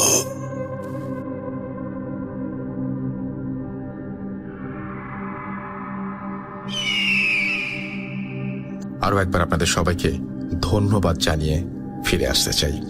ধন্যবাদ জানাচ্ছি এই জন্যই যে এই ভয়ঙ্কর সময়টাতে, এই মহামারীর সময়টাতে যদি আপনারা পাশে এসে না দাঁড়াতেন, যদি আপনারা ঘটনা না পাঠাতেন, তাহলে আমাদের ভূত.com সামনের দিকে এগিয়ে নিয়ে যাওয়ার কোনো উপায় ছিল না। বাট আপনারা পাশে দাঁড়িয়েছেন, আপনারা ঘটনা পাঠিয়েছেন, এই জন্য আমি নিজেকে ধন্য মনে করি। দেখুন, সবচাইতে বেশি আলোচনা হচ্ছে যেই জায়গাটা নিয়ে এখন এই করোনার সময়, সেটা হচ্ছে নারায়ণগঞ্জ। আমরা নারায়ণগঞ্জের মানুষের সাথে আছি, দূরত্ব বজায় রেখে অবশ্যই। আমরা আছি প্রার্থনায়, আমরা আছি মানসিকভাবে তাদের সাথে। আশা করছি শুধু নারায়ণগঞ্জ নয়, আমরা যারা ঢাকাবাসী তারাও খুব রিস্কের মধ্যে আছি। আমরা সবাই যেন একটা সুন্দর পৃথিবীর দিকে এগিয়ে যাই। এবং সত্যি সুস্থ পৃথিবী পেলে আপনি কি করবেন কি করবেন না এখন থেকেই লিখে রাখুন, এবং সেটা মেনে চলবেন। যে আমি একটা কিছু হলেও, আমি অনেক দিন থেকে আপনাদের সাথে এই বিষয়গুলো নিয়ে কথা বলি, তারপরে আবারও বলছি, আমি একটা দিক থেকে হলেও পরিবেশের জন্য কিছু একটা করব। আমি আমার বাসায় টবে একটা গাছও লাগাতে পারি, বেশি কিছু করার দরকার নেই। আমি আমার যে পরিবেশ সেটাকে নোংরা না করলেও পরিবেশ অনেকখানি বেঁচে যায়। আমি যদি পলিথিন ব্যবহার করা থামিয়ে দেই, পরিবেশ অনেকটা বেঁচে যায়। সুতরাং পরিবেশকে বাঁচানোর যে সংগ্রাম, সেটা শুরু হতে পারে আপনার ঘর থেকে। আমরা চলে যাব ঘটনায়। তার আগে আরো একবার বলি, www.facebook.com/russell.স্বাধীন, সেখানে গিয়ে খুঁজে পাবেন আমাদের। যে কোনো প্রশ্ন থাকলে সেখানে ইনবক্স করতে পারেন। আপনাদের প্রশ্নগুলো আমি দেখি, কিছুক্ষণ আগেও আমি দেখছিলাম। আর এখন চলে যাব নারায়ণগঞ্জের ঘটনায়। আপনাদের প্রচুর অডিও ক্লিপ লাগবে কিন্তু। সো russell.booth.com@gmail.com এই অ্যাড্রেসে পাঠিয়ে দিন আপনার ঘটনাগুলো। অবশ্যই খেয়াল করুন আপনি যেখানে ঘটনাটা রেকর্ড করছেন সেই জায়গাটা শব্দ দূষণ মুক্ত কিনা, আশেপাশের কোনো শব্দ শোনা যাচ্ছে কিনা। যেহেতু আমি অনেক রাতে আপনাদের সাথে কথা বলছি, সুতরাং এখন সাউন্ড হয়তো অনেক কম, কিন্তু আমরা কথা বলার সময় বা যখন রেকর্ড করবো ভূত.com-এর জন্য কোনো ঘটনা, খুব সাবধানে বলবো। ওকে, আমরা চলে যাচ্ছি আমাদের পরবর্তী ঘটনায়। আসসালামু আলাইকুম রাসেল ভাই, আমি মেহবুবা রহমান মৃদুলা বলছিলাম বন্দর নারায়ণগঞ্জ থেকে। আশা করছি ভালো আছেন, আপনি সবসময় ভালোর দলে। তো আজকে যে ঘটনাটা শেয়ার করব সেটা আমাদের স্কুল কেন্দ্রিক। আমি কারণবশত স্কুলটার নাম উল্লেখ করছি না। প্রথমে যে ঘটনাটা শেয়ার করব সেটা হচ্ছে একটা স্টুডেন্টের সঙ্গে। তো আমাদের স্কুলের বর্ণনাটা দিলে এরকম দাঁড়ায় যে আগে 1969 সালের দিকে সেই একটা মানে খুব খারাপ অবস্থা ছিল স্কুলটার। তখন বিল্ডিং হয়নি, তখন টিনের বেড়া দিয়ে ক্লাস করানো হতো। তো এর পাশে ছিল ডোবা। যখন রিকনস্ট্রাকশন করে যখন বিল্ডিংটা উঠানো হয়, তো দুই সাইডে ছিল বিল্ডিং, মাঝখানে একটা ডোবা ছিল। তো আমার যে টিচার ছিল, তো উনি, আর এটা বলে রাখা ভালো যে ওইটা সম্পূর্ণ মেয়েদের স্কুল ছিল। তো আমার টিচার যিনি ছিলেন, তো উনি একদিন কি করছিলেন যে ক্লাস হচ্ছিল ওনাদের দুপুর দিকে। তো দুপুরবেলা উনি ক্লাস করতে করতে খুব বোর হয়ে যান। তো বোর হয়ে যাওয়ার পরে একটা সময় উনি বাহিরের দিকে তাকান। যেহেতু স্কুলের ভেতরে একটা ডোবা ছিল, তো হঠাৎ করে ওইখানেই তাকিয়েছিলেন। তো হঠাৎ করে দেখলেন যে একটা ছায়া মূর্তির মতো, মেয়ে ছায়ার মূর্তির মতো কিছু একটা ডোবা থেকে উঠে আসলো ভোর দুপুর তখন।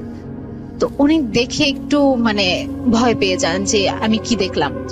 তো পরবর্তীতে এই ঘটনাটা শেয়ার করলেন। তো তখন ওই মুহূর্তে দেখা গেল যে ওই ছায়া মূর্তিটা হঠাৎ করে ভ্যানিশ হয়ে যায়। তো এই ঘটনাটা শেয়ার করলেন। তারপরে ওনার ফ্রেন্ডরা বললেন যে এরকম হয়, অনেক সময় অনেক ঘটনা হয়। তো পরবর্তীতে সেই ডোবাটা সম্পূর্ণ করে ভরাট করে দেয়া হয়। তারপর থেকে ওইখানে মানুষ কিছু দেখেনি। তারপরে যেটা হয়, আমি যখন ক্লাস 6-এ পড়ি, এটা আমাদের ক্লাসে একটা স্টুডেন্টের সঙ্গে হয়ে যাওয়া একটা ঘটনা। তো আমাদের নিচতলার আমাদের বিল্ডিংটা ছিল 5 তলা, এন্ড ওই 5 তলা নিচতলার ওয়াশরুমে কেউ যেত না, এন্ড বেশিরভাগ ওয়াশরুম ছিল বন্ধ করা, 2-একটা ওয়াশরুমটা খোলা ছিল। তো একদিন এরকমই আমাদের আবার খুব কড়া করে বলে দেওয়া হতো যে ওয়াশরুমে গেলে কেউ একা যাবে না, কেউ কাউকে সঙ্গে নিয়ে যাবে। তো ওই দিন কি হলো যে মেয়েটা গেল, ওয়াশরুমে গেল, বাট ওই দিন কাউকে নিয়ে যায়নি। তো ওই দিন টিফিনের টাইমে আমাদের আবার এখানে ইনস্ট্রাকশন দেওয়া আছে যে টিফিনের টাইম শেষ হবার সঙ্গে সঙ্গে ক্লাসে ঢুকতে হবে। টিফিনের পরে কিছু 2 মিনিট পরেও কেউ খাবার নিয়ে ক্লাসে ঢুকতে পারবে না। তো ওই দিন কোনো কারণবশতে বা কিছু হয়েছিল, তার জন্য ওর টিফিনের টাইমটা একটু ওভার হয়ে যায়। তো ও খাচ্ছিল। তো যেহেতু ও খাচ্ছিল, আমাদের নিয়ম নেই যে টিফিনের পরবর্তী সময়ে ক্লাসে ঢোকার। তো ও একটা প্রকার ভয় পেয়ে খাবার নিয়ে ও ওয়াশরুমের সামনে যায়। তো হঠাৎ মেবি ওর খাবার শেষ হয়ে যায় বা কিছু একটা। তো হঠাৎ করে ক্লাস করছি, এর মধ্যে একটা খুব জোরে একটা আর্তনাদের চিৎকার শোনা যায় ওয়াশরুমের থেকে। তো সব টিচাররা বের হয় যে দেখার জন্য যে কি ব্যাপার। সবাই শুনতে পেল যে এরকম একটা আর্তনাদ চিৎকার। তো যাবার পরে যেটা দেখে যে মেয়েটা ফ্লোরে পড়ে আছে, এন্ড ওর হাত পা খুব মানে আমরা বলি না যে খিঁচুনি হয়, যে এরকম মানে হাত পা খুব বেঁকে যাচ্ছে বা এরকম, সে ফ্লোরে পড়ে আছে। তো ওরা সবাই ধরাধরি করে ওকে মসজিদ, মানে আমাদের এখানে নামাজের ঘর আছে, তো নামাজের ঘরে নিয়ে যায়। তো নামাজের ঘরে নেওয়ার পরে ওর ঘটনাটা শুরু হয় যে ও মুখ থেকে কি জানি একটা বিড়বিড় করছিল, বিড়বিড় করে কি জানি বলার চেষ্টা করছিল, বাট সম্পূর্ণ কথাটাই মুখে জড়িয়ে যাচ্ছিল, ও ঠিকভাবে বলতে পারছিল না। তো ওইখানে আমাদের ধর্ম যে নিতেন উনি, ওই স্যার আসলেন। আসার পরে দেখলেন যে ওর অবস্থা খুবই খারাপ, এন্ড ওর মানে এখানে বলাই বাহুল্য যে মেয়েটা দেখতে অপরূপ সুন্দরী ছিল, এন্ড ওর চুলগুলো অনেক বড় বড় ছিল। তো যখন এই অবস্থা হয়, ওর চুলগুলো খোলা ছিল। তো খোলা অবস্থাতেই ও ওয়াশরুমে গিয়েছিল। তারপর একজন হুজুর ডাকা হয়। তো হুজুর ডাকার পরে উনি যেটা বললেন যে ও ওয়াশরুমের সামনে খাচ্ছিল, এন্ড যেহেতু টাইমটা খুব দুপুরে ছিল, ওর চুলটাও ছাড়া ছিল। ওয়াশরুমে এমন একটা খারাপ জিনিস ছিল যেটা ওর উপর দৃষ্টি করে। তো এটার জন্য আর কি ওর সমস্যাগুলো হয়। পরবর্তী সময়তে ওকে আর কি ওর বাসায় পৌঁছে দেওয়া হয়। এরপর থেকে ওর খোঁজ খবর অনেকেই পাইনি। আমরা প্রায় 3-4 মাসের মতন ওর খোঁজ খবর নিতে পারিনি। তখন শুনেছিলাম যে ও কেমন যেন একটা মেন্টাল পেশেন্টের মতন হয়ে গিয়েছে। সবসময় বাসায় বিড়বিড় করতো, কাউকে চিনতো না, খাবার দিলে খেত না, অন্যদিকে তাকে অন্যমনস্ক হয়ে কথা বলতে থাকতো। তো তার ট্রিটমেন্টের পরে 3-4 মাস পরে সে স্কুল আবার জয়েন করে। সো আরেকদিন নেক্সট ডে আমি যখন ক্লাস 8-এ পড়ি, তখন ওই টাইমটাতে আমাদের নামাজের সময় একটি ব্রেক দেওয়া হতো যে নামাজ পড়তে চাও পড়তে পারো। তো এরকমই আমরা ফ্রেন্ডরা মিলে আমরা নামাজের রুমে নামাজ পড়তে যেতাম। তো বলা বাহুল্য এখানে যে আমাদের নামাজের ঘরটা যেখানে ছিল, সে বিল্ডিংটা ছিল খুব পুরনো একটা বিল্ডিং, 3তলা বিল্ডিং। 3তলা বিল্ডিং এর মধ্যে এক পাশ মানে দোতলার এক পাশটা একটু খোলা ছিল। তো ওইখানে শুধু একটা ক্লাসরুম ছিল, অনেক বড় একটা ক্লাসরুম, অডিটোরিয়ামের মতো। আর এর পাশে সিঁড়ির পাশেই হচ্ছে গিয়ে আপনার নামাজের ঘর, পাশে অজু করার স্থান। তো আমি কি হলো যে আমার ফ্রেন্ডরা বলছিল যে বের হবে। তো আমার যেহেতু দেরি হয়ে যাচ্ছিল, নামাজের সময় প্রায় মানে শেষ হওয়ার অবধি, মানে শেষ হবে ভাব। তো তো আমি ভাবছিলাম যে আমি একা গিয়ে নামাজটা পড়ে ফেলি, তো ওরা আসতে থাকুক। তো আমি বলে টিচারকে বলে আমি বেরিয়ে যাই। তো আমি দেখলাম যে আর সচরাচর ওই বিল্ডিংটাতে কেউ উঠতো না, ক্লাস ছাড়া কেউ ওই বিল্ডিংটাতে একাও যেত না। তো আমি একাই উঠলাম, অজু টজু করে শেষ করলাম, তো নামাজের রুমে ঢুকলাম। নামাজ রুম একদম পুরা ঠিকঠাক। তো যখন আমি নামাজ 2 রাকাত পড়লাম, তো 2 রাকাত পড়ার পরে আমি কিছু সাউন্ড শুনতে পাই। সাউন্ডটা হচ্ছে জুতার সাউন্ড ছিল, যে কেউ শু পরে, আমাদের শু পরতাম আমরা সবাই, তো শু পরে কেউ উঠছে, সিঁড়ি দিয়ে উঠছে, তাও খুব দৌড়ে দৌড়ে উঠছে। মানে এমন মনে হচ্ছিল কেউ দৌড়ে 3 তলায় যাচ্ছে, 3 তলা থেকে 2 তলায় নামছে। বাট এরকম কোনো চান্স নেই। ক্লাস চলাকালীন সময়ে মেয়েরা এরকম হুড়হুড় করে দৌড়ে যাবে বা নিচে নামবে, এরকম কোনো কিছুই নেই। তো আমি ভাবলাম হতে পারে যে কেউ নামাজ পড়তে এসেছে, আমার ফ্রেন্ডরা তো আসার কথা, তো কোনো কিছুই নেই। তারপরে একটা সময় নামাজ পড়াকালীন সময় আরেকটা সাউন্ড পেলাম, যে নামাজের ঘরের বাহিরে কেউ একজন হাঁটছে। একজনের হাঁটার শব্দ পেলাম, পরপর 2-3 জনের হাঁটার শব্দ। তো হাঁটার শব্দ হতে হতে আমি ভাবছিলাম যে হতে পারে যে বাহিরে কেউ এসেছে নামাজ পড়বার জন্য, ওরা ঢুকে যাবে। তো 2-3 জনের নামাজের জুতার শব্দ পেয়ে আমি জাস্ট পাত্তা দিলাম না, আমি আমার মতো নামাজ পড়তে থাকলাম। তো দেখলাম যে হঠাৎ করে নামাজের মানে ওই সাউন্ডটা, জুতার সাউন্ডটা বন্ধ হয়ে গেল। তো বন্ধ হয়ে যাওয়ার পরে আমি যেটা দেখলাম যে আমাদের ওইখানে 6-7টা কাতার ছিল, তা আমি সবসময় সেকেন্ড কাতারে নামাজ পড়তাম, একদম কর্নারে। একা যেহেতু ছিলাম, একদম কর্নারে আমি নামাজ পড়ছিলাম। তো এমন সময় আমি যখন সিজদা থেকে উঠি, তখন মনে হচ্ছিল যে আমার সঙ্গে প্রায় 6-7 জনের মতন নামাজ পড়ছে, বাট আমি দেখতে পাচ্ছি না। বাট মনোভাব হচ্ছে যে হ্যাঁ, এই রুমের মধ্যে যে 6-7 জন আছে। এন্ড টেম্পারেচারটা এত বেশি বেড়ে যায় যে তখন শীতের সময় ছিল, যে হালকা হালকা শীত, তেমন গরম নেই। মনে হচ্ছিল যে সেই রুমটা প্রচন্ড তাপে ভরে গেল, মানে সম্পূর্ণ রুমটা প্রচন্ড তাপ হয়ে যায় এন্ড খুব গরম লাগা শুরু হয়। তো আমার মনে হচ্ছিল যে একজন ইমাম যে থাকে, উনি নামাজ পড়ান, ওনার পেছনে 6-7 জন নামাজ পড়ছেন, আমি সবার কিনারে। আমার মনে হচ্ছিল যে আমার পাশেও একটা অবয়ব, সেও নামাজ পড়ছে, আর 6-7টা অবয়ব। তো আমি খুব ভয় পেয়ে যাই। তো ভয় পেয়ে একটা পর্যায়ে জাস্ট আমি মনে বল নিয়ে যে আমি তো নামাজ পড়ছি, আমি তো ওযু করা অবস্থায় আছি, তো যেই আছে তারা ভালো কিছু হতে পারে, তো আমাকে কোনো ক্ষতি করবে না, আর বাহিরে যদি খারাপ কিছুও থাকে তাহলে আমাকে কোনো ক্ষতি করতে পারবে না। তো আমি আমার নামাজটা যথারীতি শেষ করে আমি বেরিয়ে যাই। বেরিয়ে যাওয়ার পরে আমি তখন অব্দি আমি শব্দ পাচ্ছিলাম যে বাহিরে হাঁটার শব্দ।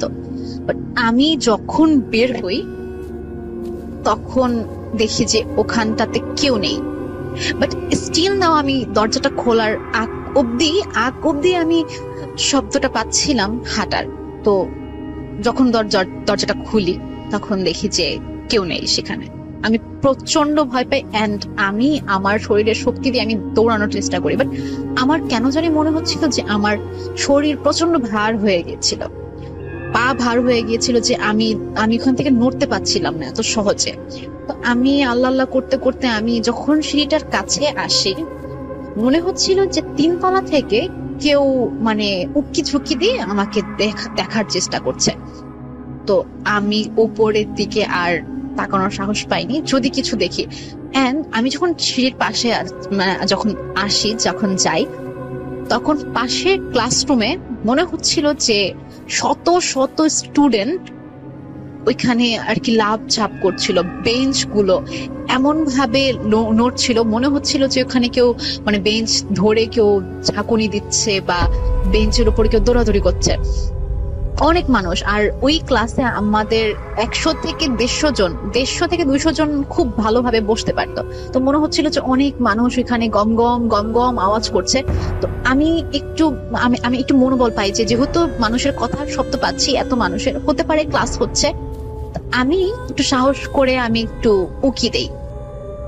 উকি দেওয়ার পরে রাসেল ভাই আমি যেটা দেখি যে ক্লাস সম্পূর্ণ ফাঁকা। ইভেন ওইখানে একটা মানুষ অব্দি নেই।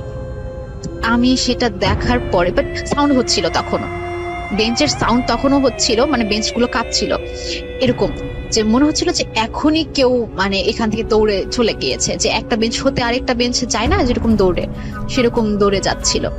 তো আমি সেটা দেখার পর আমি জাস্ট আল্লাহর নাম নিয়ে আমি ওইখান থেকে তাড়াতাড়ি করে আমি বেরিয়ে আসি। তো বেরিয়ে আসার পরে আমি ক্লাসে যখন ঢুকি তখন আমি আমার ফ্রেন্ডদের জিজ্ঞেস করি যে তোরা কি উঠেছিলি দোতলায় নামাজ পড়ার জন্য বা ক্লাস হচ্ছিল উপরে? তো ওরা বললো যে যখন আমি যাই তখন ওই বিল্ডিংটাতে কেউ উঠিনি। তো আমি এখন অব্দি আমি জানি, আমি এখন পর্যন্ত আমি সলিউশন পাইনি যে ওইটা কিসের শব্দ ছিল। এতগুলো মানুষের শব্দ, আওয়াজ এন্ড বেঞ্চের আওয়াজ, ওগুলো কিসের শব্দ ছিল আসলে আমার জানা নেই। তো আমার আরেকটা ঘটনা হচ্ছে, এটা আমার আম্মুর সাথে ঘটে যাওয়া ঘটনা। এটি স্কুল কেন্দ্রিক। তো আমাদের বাসাটা ছিল স্কুলের পাশাপাশি, যে আমাদের স্কুল থেকে আমাদের বাসা থেকে স্কুল দেখা যেত। তো তখন নতুন আর কি আরেকটা ভবন করে, মানে পুরানো বিল্ডিংটা ভেঙে ওইখানে আর কি 4 তলা বিল্ডিং করে। তো ওই দিনটা ছিল হচ্ছে ছুটির দিন, মেবি ওই দিন কিসের জন্য ছুটি পড়েছে ঠিক আমার খেয়াল নেই। তো আমাদের রান্নাঘর থেকে আর কি স্কুলটা খুব সুন্দর মতন দেখা যায়। তো আম্মু একদিন কি হয়েছিল যে বন্ধের দিনই আম্মু যখন রান্নায় মানে কাজ করছিল, তো আম্মু যেটা খেয়াল করে যে আম্মু যখন স্কুলের দিকে তাকিয়েছিল, দাঁড়িয়ে দাঁড়িয়ে আর কি রান্না বসিয়ে জাস্ট উনি তাকিয়ে আছেন বাহিরের দিকে। তো উনি দেখতে পেলেন যে বারান্দা থেকে, স্কুলের বারান্দা থেকে বিল্ডিং এর ছাদ দেখা, মানে বিল্ডিং এর ছাদে যাওয়া যায় এরকম একটা সিস্টেম করে দেওয়া। তো দেখলো যে কালো বোরখা পরা একটা অবয়ব, কিন্তু তার পাও দেখা যাচ্ছে না, হাত দেখা যাচ্ছে না, এন্ড ফেসটা তো আরো আগে দেখা যাচ্ছে না। মানে কালো একজন মনে হচ্ছিল যে একটা কালো বোরখা পরা একটা মেয়ে কি করলো যে বারান্দা থেকে স্কুলের ছাদে আসলো। ছাদে আসার পরে সে হঠাৎ করে ভ্যানিশ হয়ে যায়। সময়টা ছিল দুপুরে। তো আম্মু ভাবছিল যে কোন স্টুডেন্ট হতে পারে স্কুলে, মানে তাড়াতাড়ি নিচে নামার জন্য হতে পারে, বা মানে এই ছাদটা ইউজ করছে। তো তখন আমার মনে পড়ে যে আমাদের স্কুল তো বন্ধ, বাট সে কি দেখলো। তো এটা ছিল আম্মুর ফার্স্ট ঘটনা। সেকেন্ড যে ঘটনাটা ঘটে আম্মুর সঙ্গে, তো ঘটনাটা ঘটে আম্মুর সঙ্গে এই শীতের সময়, তখন 2015-তে বেশ শীত পড়ে। তো আম্মু সকাল 6টা বাজে যখন উনি মানে তার মেবি কোনো কাজ করতে উঠেছিলেন। তো যেহেতু আমি বললাম যে আমাদের রান্নাঘর থেকে আর কি স্কুলটা খুব সুন্দর করে দেখা যায়, তো উনি মাঝে মাঝে প্রায় সেখানে দাঁড়িয়ে দাঁড়িয়ে ওইখানে কিচেনে দাঁড়িয়ে দাঁড়িয়ে দেখেন যে বাচ্চারা কি করছে, বা মানে তার দেখতে খুব ভালো লাগে বাহিরের দৃশ্যটা। তো উনি দেখলেন যে বাহিরে প্রচন্ড কুয়াশা, এমন কুয়াশা যে 2 হাত পর্যন্ত মানে কিছু দেখা যায় না। মানে আমি যদি 2 হাত পরে দিই, মানে 2 হাত পরে আমি কিছু দেখবো না, এতটা পরিমাণ কুয়াশা। মানে পাশাপাশি যে বিল্ডিং সেটাও দেখা যাচ্ছিল না। বাট আম্মা একটা জিনিস খেয়াল করে যে আমাদের স্কুলের ছাদে খুব সাদা করে কিছু একটা বসে আছে। তো আম্মু ফার্স্টে ভাবলো যে হতে পারে উনি ভুল কিছু দেখছেন।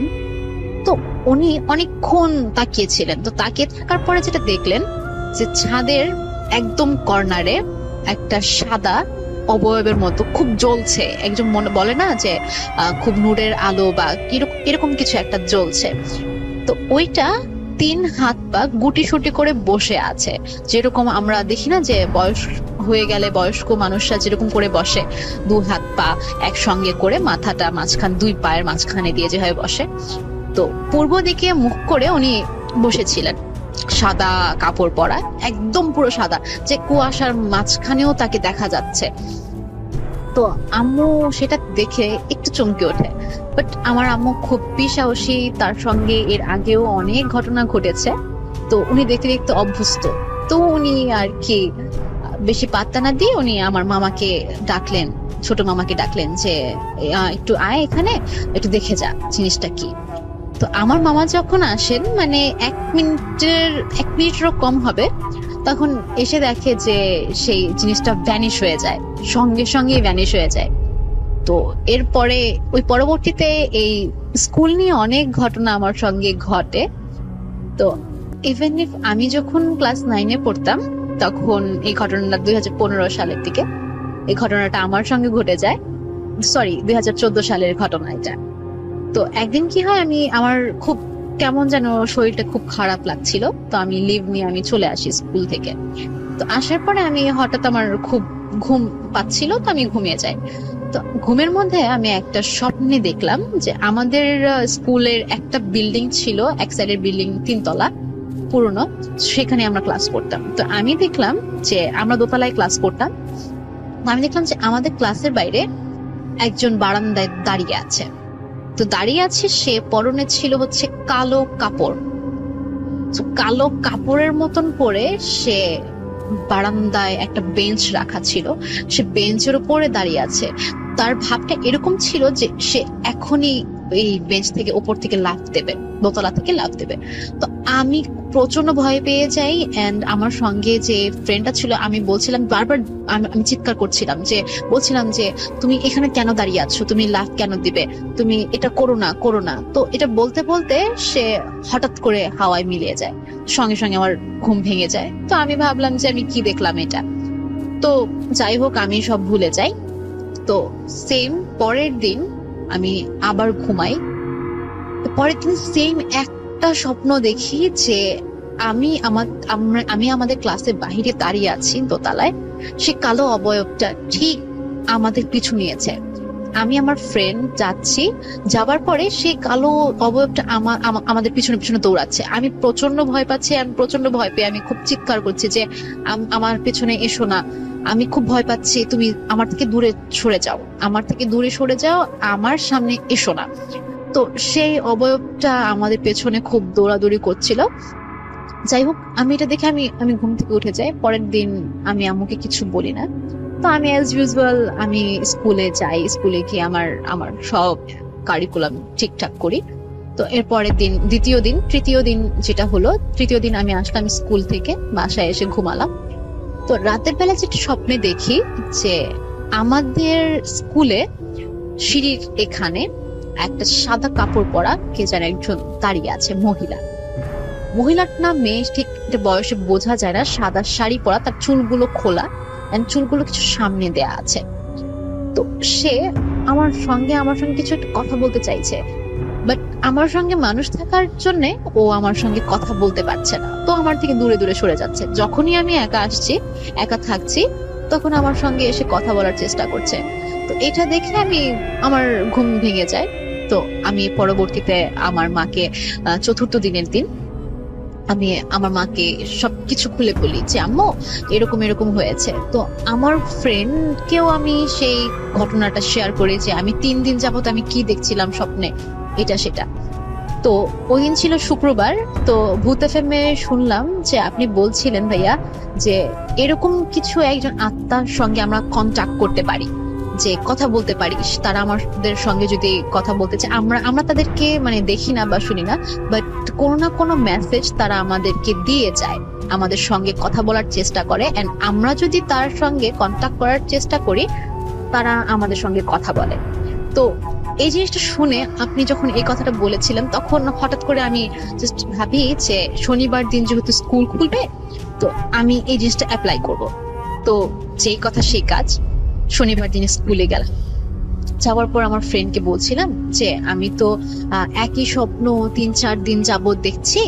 তো যেহেতু রাসেল ভাই বলছিলেন যে এরকম কোন স্পিরিটের সাথে কন্টাক্ট করা যায় বা কন্টাক্ট করা যেতে পারে, তার জন্য আমি ওদের সাথে কথা বলবো। তো আমি বললাম যে সিঁড়ির মধ্যেই, যেহেতু আমি বারবার দেখছিলাম যে সিঁড়ি নিয়ে রিলেটেড কিছু, তো আমি বারবার বলছিলাম যে তুই এখানে থাক, আমি একটু কথা বলি। তো ওকে দোতলায় রেখে আমি 3 তলার সিঁড়িতে গিয়ে আমি বলছিলাম যে তুমি যেই হও না কেন, তুমি যদি আমাকে কিছু বলতে চাও, তুমি আমাকে আজকে স্বপ্নে এসে বলে যেও। আর তোমার যদি কিছু বলার থাকে বা আমাকে সাবধান করার থাকে বা আমাকে যা কিছু বলার থাকে, তুমি আমাকে বলে যেও। তুমি আমার স্বপ্নে আর এসো না, কারণ তুমি যখন আমার স্বপ্নে আসো আমি প্রচন্ড রকমের ভয় পাই, তোমাকে দেখলে আমি প্রচন্ড ভয় পাই। আমার আমাকে তুমি আর প্লিজ ডিস্টার্ব করো না, তোমার যদি কিছু বলার থাকে তুমি বলে যেও, আমি জানি তুমি আমাকে শুনতে পাচ্ছ, যদি তুমি কিছু হও, তোমার কোনো অস্তিত্ব থাকলে তুমি আজকে আমাকে যা বলার বলে যেও, এর পরবর্তীতে আমার সঙ্গে প্লিজ কন্ট্যাক্ট করার চেষ্টাও করো না, এন্ড আমার স্বপ্নে তুমি আর এসো না, আমি তোমাকে প্রচন্ড ভয় পাচ্ছি। তো এটা বলার পরে আমি নর্মালি চলে আসি। আমি ভাবলাম যে হতে পারে আমার মানে আমি কিছু চিন্তা ভাবনার জন্য আমি সব স্বপ্নে দেখছি। ভাইয়া, যে ঘটনাটা হয় যে ওই দিন শনিবার দিন আমি স্কুল থেকে আসি, তো রাতের বেলা যখন আমি ঘুমাই, ঘুমের মধ্যে স্বপ্নেটা দেখি হচ্ছে আমি দেখি যে আমি স্কুল ড্রেস পরা, আমি যে অবস্থাতে সেখানে দাঁড়িয়েছিলাম, দাঁড়িয়ে ওই স্পিরিটটার সঙ্গে কথা বলতে চেষ্টা করেছি, আমি এই কথাগুলো বলছিলাম, আমি দেখলাম যে আমি ওই জায়গাটায় দাঁড়ানো, ছোট্ট একটা বাচ্চা, খুব কিউট, লাল একটা জামা পরা, ঝুটি করা একটা, তো সে বারান্দার দাঁড়িয়ে ছিল। তো দাঁড়িয়ে থাকার পরে আমি জাস্ট একটু অবাক হয়ে যাই, যে বললাম যে বাবু তুমি এখানে দাঁড়িয়ে আছো কেন? তো সে আমাকে একটা কথা বলে, বাট সেই বাচ্চাটার বয়স ছিল আপনার হচ্ছে 4 থেকে 5 বছর, আর তার সঙ্গে তার মা ছিল। তো মা, তো উনি ওর লাল শাড়ি পরা ছিল, তো উনি আমাকে বলে যেটা যে তোমাকে একটা কথা বলার ছিল। তা আমি বললাম যে হ্যাঁ বলেন। বলছে তুমি স্কুলে যখন আসবে তখন তুমি কখনো একা কোথাও যাবে না, কারণ এখানে ভালো কিছু নেই, স্কুলটার মধ্যে অনেক কিছু আছে এখানে যেটা তোমাকে হার্ম করার ট্রাই করছে, যে তোমাকে একা পেলে তারা খুব হার্ম করবে। তো তুমি যেখানে যাবে না কেন তোমার সঙ্গে একটা ফ্রেন্ডকে নিয়ে যেও, স্কুলে কখনো একা একা হাঁটাহাঁটি করবে না, একা একা ঘোরাঘুরি করবে, যখনই তোমাকে ওরা একা পাবে তোমাকে খুব বড় ধরনের একটা ক্ষতি করে দেবে। তো এটা বলার জন্যই ছিল আমি তোমাকে আর কখনো আমি আর ডিস্টার্ব করবো না। এটা বলে উনি বাচ্চাটার হাত ধরে 3 তলার সিঁড়িতে উঠে যান। তারপর আমরা ঘুম থেকে উঠলাম, ঘুম থেকে ওঠার পর হতে এই পর্যন্ত রাসেল ভাই আমি এখন অব্দি আর ওরকম কোনো স্বপ্নে দেখিনি যে আমাকে সাবধান করে দিয়ে গিয়েছে বা কিছু। আমি সব সময়, আমি যখন স্কুলে যেতাম আমি একা কখনো যেতাম না, আমি সবসময় আমার ফ্রেন্ডকে নিয়ে যেতাম। তো একদিন এরকম একটা অবস্থা হয়, এই স্বপ্নগুলো আমার সঙ্গে শুরু হবার আগে যেটা হয় যে আমি যখন ক্লাস 7-এ পড়ি তখন আমাদের যখন অ্যাসেম্বলি হয়, তো অ্যাসেম্বলির সময়টা খুবই বোরিং লাগে, যে সকাল সকাল এত অ্যাসেম্বলি দাঁড়িয়ে থাকতে খুব কষ্ট হয়। তো আমার ফ্রেন্ডটা বলছিল যে ও ওয়াশরুমে যাবে, যেহেতু আমাদের নিচতলার ওয়াশরুম গুলো সম্পূর্ণ বন্ধ করা ছিল, তো আমাদের তখন 3 তলায় ক্লাস হতো। তো আমি কি করে, আমি আমার ফ্রেন্ডটাকে নিয়ে 3 তলায় যাই। 3 তলায় যাওয়ার পর আমি একা ছিলাম, তো ও ওয়াশরুমে যায় এন্ড আমি বাইরে দাঁড়িয়েছিলাম। তো আমার বাসা থেকে ওই ইনস্ট্রাকশন দেয়া ছিল যে আমি যাতে স্কুলে একা একা ঘোরাঘুরি না করি। তো বাট ওই আনফরচুনেটলি ওই দিন আমি একাই দাঁড়িয়েছিলাম। তো বাইরে তার মানে দাঁড়িয়ে থাকাকালীন যেটা দেখলাম যে আমি শুনতে পেলাম ক্লাসের মধ্যে মানুষ হাঁটাহাঁটি করছে, কথা বলছে, ইভেন কেউ প্রচন্ড শব্দে বেঞ্চটাকে আঘাত করছে। তো এই সময়টাতে তখন আমি দেখলাম যে আমরা ওইখান থেকে এসেছি, ক্লাসরুম গুলোর সামনে দিয়ে এসেছি, বাট ক্লাসরুমে কেউ ছিল না, সবাই অ্যাসেম্বলির জন্য নিচে নেমে গিয়েছিল। আমি আমার ফ্রেন্ডটা ছিলাম 3 তলায়।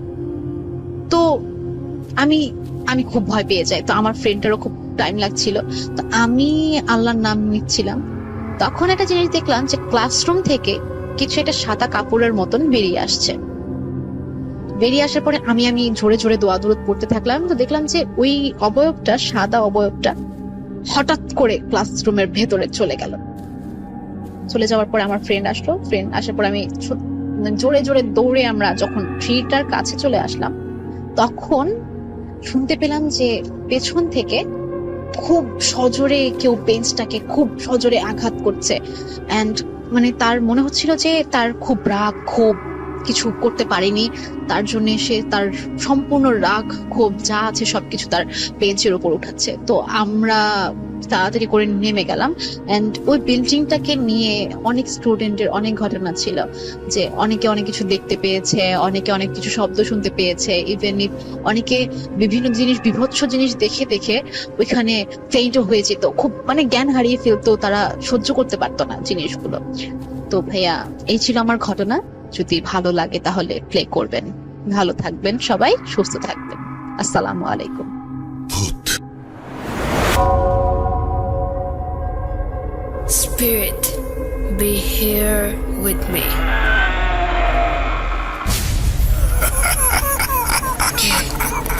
কে তুমি? Put.com. The fear returns with Russell.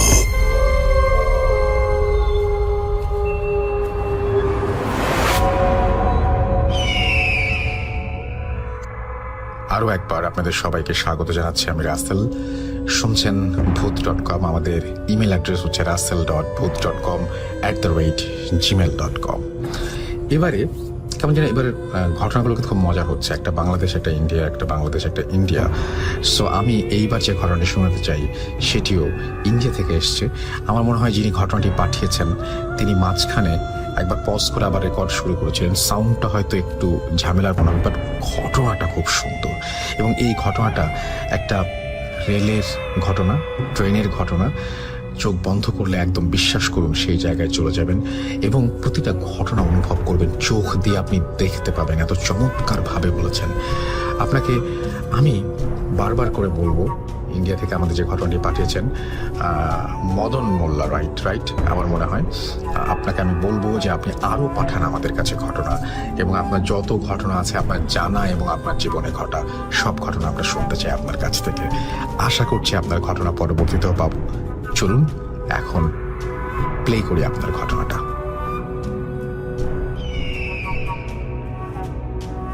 আমি মদন মোল্লা, ইন্ডিয়ার পশ্চিমবঙ্গের বর্ধমান জেলার গলসি থানার কুরকুবা গ্রাম থেকে বলছি। আমার জীবনের একটা এই যে ভূত প্রেত জিন এরই পরিপ্রেক্ষিতে একটা সত্য ঘটনা আমি আজকে রাসেল ভাই আপনার সামনে আমি বর্ণনা করতে যাচ্ছি। সালটা ছিল 1976 সাল। আমি বর্ধমানে আমার কলেজ লাইফে কিছু বন্ধু বান্ধবের সঙ্গে সিনেমা দেখতে গিয়ে নাইট শো সিনেমা দেখলাম তাদের সঙ্গে। দেখার পর আমার ইচ্ছাই ছিল যে আমি আমার বর্ধমানে শহরে আমার কোনো একটা আত্মীয়র বাড়িতে গিয়ে থেকে যাব। সকালে আমি আবার যথারীতি ট্রেন ধরে আমার গলসি আমি আমার বাড়ি ফিরে আসবো। কিন্তু বিশ্বাস করুন আসলে ভাই, ভাগ্যচক্রে সেদিন কি হলো, আমার এক বন্ধু বিজয় বর্মন, তার সঙ্গে আমি যখন সিনেমা দেখে আমার আত্মীয়র বাড়ি যাচ্ছি সেই রাস্তায় তার সঙ্গে আমার দেখা। এই কোথায় যাচ্ছিস? আমি বললাম তো আমি আমার আত্মীয় বাড়ি যাব। আর তুই? রাত্রে থাকবো ওখানে। আর তুই কি কোথায় যাচ্ছিস? বিজয় বললো আমার তো নাইট ডিউটি আছে। তো বিজয় ছিল রেলের গার্ড, মালগাড়ির গার্ড। ওর বেশিরভাগ গাড়ি বর্ধমান স্টেশন থেকে নিয়ে অন্ডাল এবং আসানসোল দিকেই যেতে হতো। তো আমি ওকে জিজ্ঞেস করলাম যে তুই আজকে কোন দিকে যাবি? বলে আমি তো তোদের ওদিকে যাব। তখনই আমার মনের মধ্যে একটা উৎসাহ জাগলো যে কখনো তো আমরা মালগাড়িতে এইভাবে যাইনি, যেটুকু যাতায়াত করেছি সবটাই ট্রেনে, প্যাসেঞ্জার ট্রেনে। তো এই গুডসে চাপার জন্য, গুডস ট্রেনে চাপার জন্যে আমি বিজয়কে বললাম, বিজয় আমি যদি তোর সঙ্গে যাই। তো চল বন্ধু আমার সঙ্গে চল, আমি তো ওইদিকেই যাব। খুব ভালো লাগলো বুঝলেন। বিশ্বাস করুন রাসেল ভাই, সেদিনে সেই একটা রোমাঞ্চকর ঘটনা। আর আমি বিশেষ করে এই মালগাড়িতে চাপতে পারবো বিজয়ের সঙ্গে, খুব ভালো লাগলো। ওর সঙ্গে চলে এলাম। আসার পরে বর্ধমান স্টেশনের ক্যান্টিনে রাতে কিছু রুটি এবং তরকারি খেয়ে নিয়ে ও একটু টিফিন করলো। ওর যে রানিং গার্ডসের কোয়ার্টার, রানিং রুম, সেখানে গিয়ে দুজনে থাকার পরে ওর খবর হলো গাড়ি এবার ও পাচ্ছে, মালগাড়িটা যাচ্ছে, পাবে যেটাকে, যে গাড়িটা ও ধরবে সেটা দাঁড়িয়ে আছে গুড সেটের ভিতরে।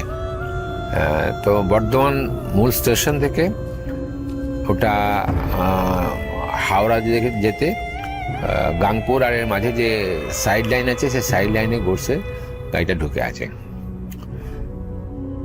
ড্রাইভার চলে গেল, আমি বিজয়ের সঙ্গে আর যাচ্ছি।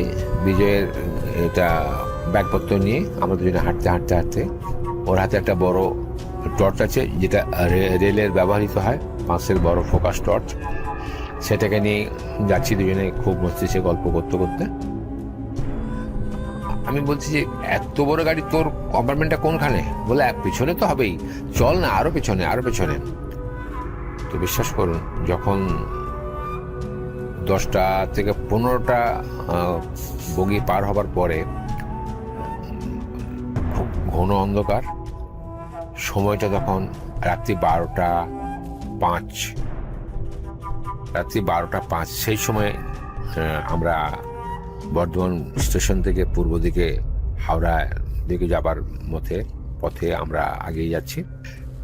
যখন আমরা ওর সঙ্গে আমি রাস্তা হাঁটছি, ওর গার্ডের কম্পার্টমেন্টে যাব বলে, তা আমি গল্প করতে করতে ওকে বলছি যে বিজয়, তুই যে নাইটে সমস্ত কিছু যাস বা তোর নাইট শিফটে ডিউটি পড়ে? বলছে হ্যাঁ। আর তোর জীবনে কি সেরকম কোনো অলৌকিক ঘটনা বা কোনো কিছু দেখেছিস?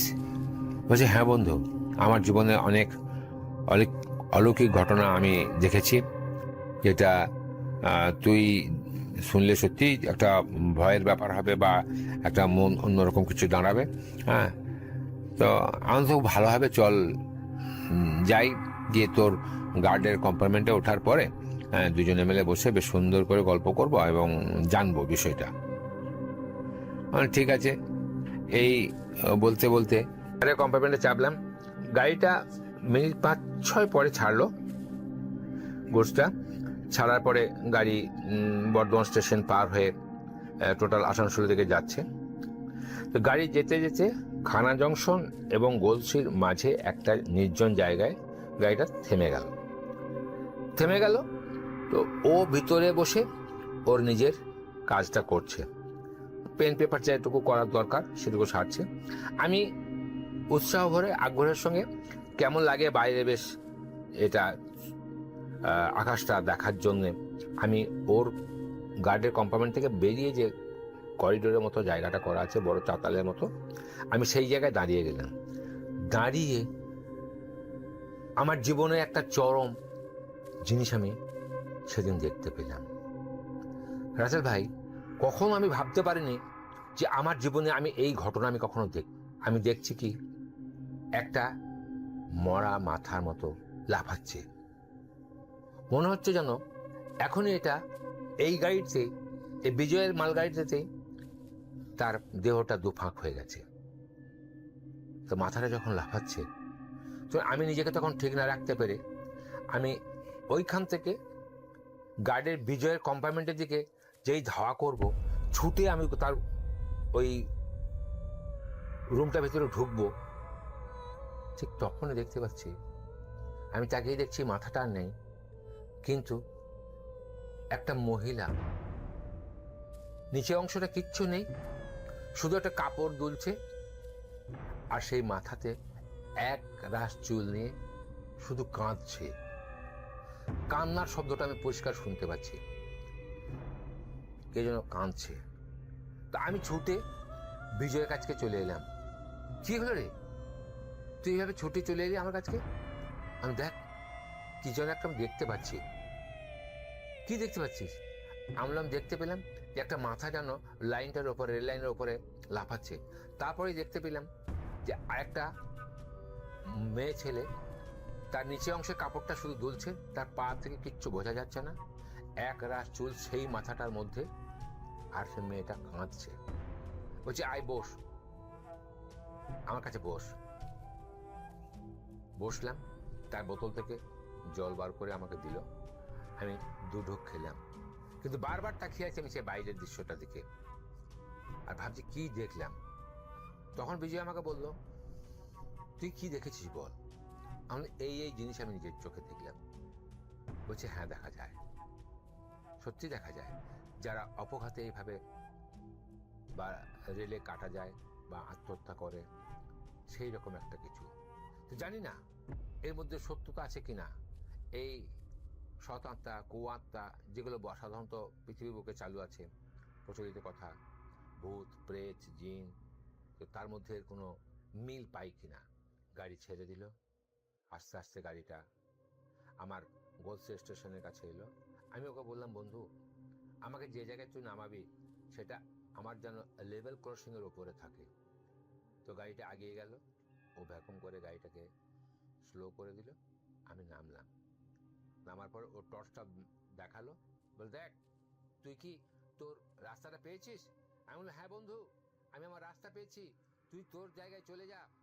আমি ওইখান থেকে ঊর্ধ্বশ্বাসে ওই মিডনাইটে, রাত্রি তখন প্রায় 1:45 হবে, আমি তখন ছুটতে ছুটতে ছুটতে ছুটতে আমি আমার বাড়ি পৌঁছে গেলাম।